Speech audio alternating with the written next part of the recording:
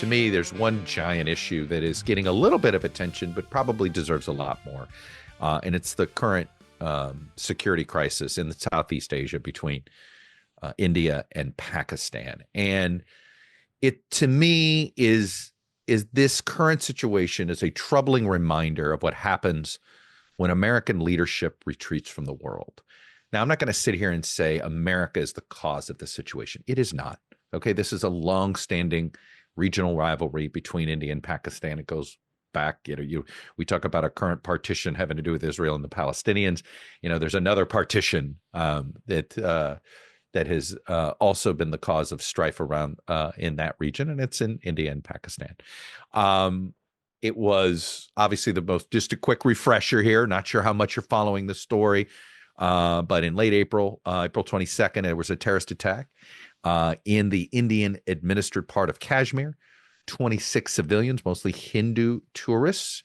So there's a religious element here. The Hindus and the Muslims were killed. A Pakistani based terrorist organization called the Resistance Front claimed responsibility. And India decided to point the finger at Pakistan, the country, saying they were housing, essentially protecting these terrorist organizations. It's frankly a similar thing that the U.S. government had accused Pakistan of back during the Al-Qaeda days. And of course, where did we find bin Laden? In Pakistan. So this is certainly not an unusual situation and sort of how things are managed in Pakistan. Pakistan's governance has been a mess from a while. You have sort of an independent intelligence agency that sometimes feels like it operates on its own.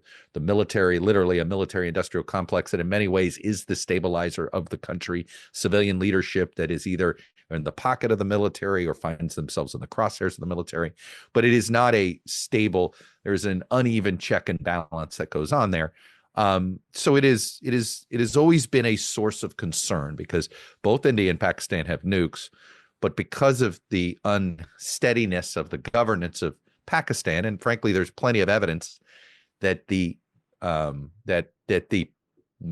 much of the nuclear intelligence that Iran and North Korea has acquired has come through essentially leaks out of Pakistan and a Pakistani scientist and things like this. So it's always been an area of concern for a variety of reasons, but loose nukes being the biggest one. But obviously there is when you have your own citizens attacked and killed, most countries are going to feel the need to respond. So on May 6th, India responded. It called it Operation Sindoor. They made airstrikes. They claimed they never actually crossed into the airspace of Pakistan, but they hit 9 targets that they believe were areas in Pakistan where many of these terrorist organizations were either being protected or lived. Pakistan claims it shot down some Indian jets. Look, I think it's possible we are close to a crisis averted here because India sort of made it clear that they did not want to escalate, that their response was targeted and was designed to only go after the terrorists themselves. The Pakistani response was, hey, we shot down some Indian fighter jets, which is something that is certainly pretty embarrassing for India. India has very much a conventional military advantage over Pakistan, but the fact that Pakistan also has nukes, that is what's kept this sort of uneasy balance between the two countries. And so I think it looks like they're both going to take their off ramps. Obviously, if India escalates anymore, then Pakistan is probably going to feel the need to respond, but they really don't have the resources to deal with India in a conventional military front. And there's no doubt that they can't escalate. But this is a reminder of what happens. I don't think it's an accident that when the U.S. is in retreat, that suddenly we see situations like this. So we're in the middle of a philosophical shift here in Washington, and the Trump administration's made it clear, both through words and action, that its foreign policy is going to prioritize disengagement. Less NATO, less Ukraine, less commitment to traditional alliances. This has to do both economic, right? We're seeing this with the retreat on trade, but also just more skepticism in general of multilateral agreements, even when they come with security. So here's the problem with this approach and what why it may have helped escalate the situation in India and Pakistan is that when America sort of retreats like this, it sends a signal. And the signal is this, that we're no longer going to play the world's beat cop.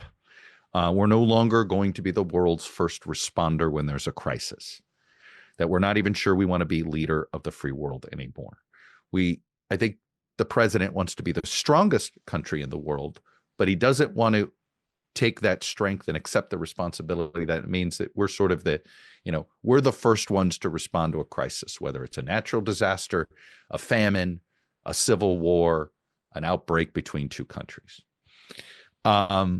Look, I get it's actually politically pretty popular to say, these aren't our fights. America can't be the world's cop.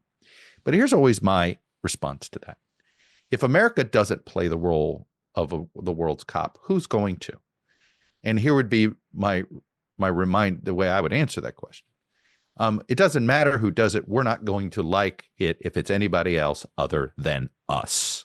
Okay? Other than us. We trust ourselves, our values.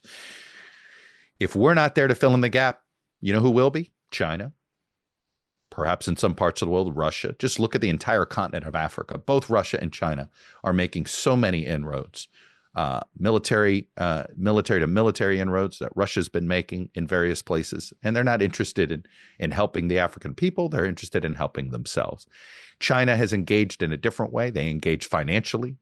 They have actually been a big part of economic expansion in Africa.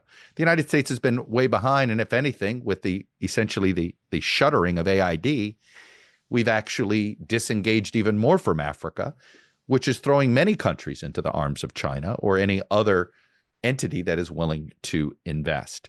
So, look, it looks like cooler heads are going to prevail in India and Pakistan. But it was a bit disconcerting, and I know we're doing some stuff behind the scenes. But we weren't at the forefront of this. We weren't quickly trying to de-escalate in a hurry. We weren't quickly trying to, frankly, figure out if the Indians were right about who was behind this terrorist attack. We weren't trying to figure out how much the Pakistani government was involved. That's, a more engaged United States perhaps could have brokered an uncomfortable peace before. Maybe this doesn't happen. The point is, my concern now is that what we're going to see is not less of this, but more of this, where countries and frankly, terrorist organizations are going to sort of test, there's no more American beat cop on here. Let's see what happens, right? And it's almost like testing defense. And if you're in India, you're sitting there going, we're going to have to respond on our own. There isn't going to be a global partner like the United States. And, think about the neighborhood India's in, right? They've got China to the north. They got Pakistan to the west.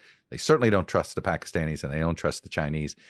In many ways, they have by necessity decided to come closer to the United States. During the Cold War, India was sort of was on the Soviet side of things, and Pakistan by necessity was on the American side of things. Ever since, and it really started with George W. Bush after 9/11, and then more so with Barack Obama. And that was actually continued by Donald Trump. There's been a through line here of getting closer to India. Economically, India is likely to be the biggest beneficiary in the trade war with China. So we certainly have a lot of interest in a stable and secure Southeast Asia. Now the question is whether we're willing to use our larger sort of global capital to do that. And I think the fact that it looks like we won't, it's just the likelihood of more of these small regional conflicts breaking out into hot wars. And of course, one between two nuclear powers is always of a huge concern. But I'll be honest, this is something that I think American disengagement indirectly is encouraging the possibility of more of this. This is why so many of us are pro international engagement, because if you look at the last 80 years since World War II, an American-led free world has been safer and more secure for the entire planet than in any of the years previous to World War II, or frankly, already, as we begin this disengagement, how violent things are already getting on multiple continents.